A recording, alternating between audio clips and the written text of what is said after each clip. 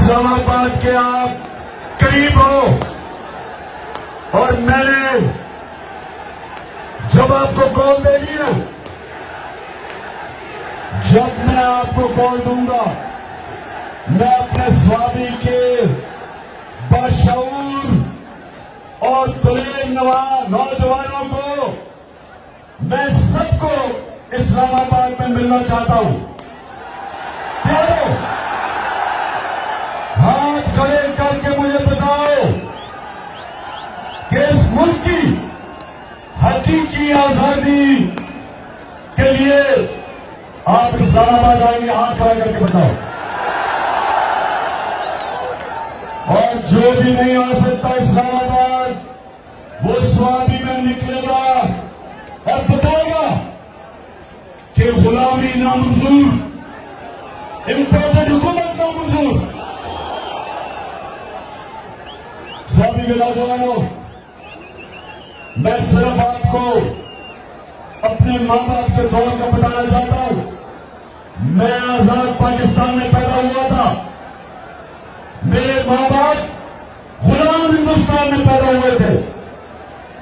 और जब हिंदुस्तान की हम गुलामी कर रहे थे, तो 2 दफा जब बरतानिया ने 2 जंगों के अंदर शिरकत की, पहली जंग अजीम और दूसरी जंग अजीम, तो स्वामी के नौजवानों ने याद रखो, लाखों लोगों ने यहां से लड़े और अंग्रेज के लिए कुर्बानियां दी। लाखों लोग हिंदुस्तान से जाके अंग्रेज की जंगों में लड़े, लेकिन कभी उनको किसी ने नहीं पूछा, ना कभी इनका शुक्रिया अदा किया गया। अब रुपया जो यहां से इकट्ठा करके अंग्रेजों की जंग में लगा, किसी ने नहीं परवाह की, किसी ने शुक्रिया अदा नहीं किया, क्योंकि हिंदुस्तान गुलाम था। गुलामों की कोई इज्जत नहीं होती। और मुझे अफसोस से कहना पड़ता है कि जब अमेरिका की जंग हुई 9/11 के बाद और पाकिस्तान ने अमेरिका की जंग में शिरकत की,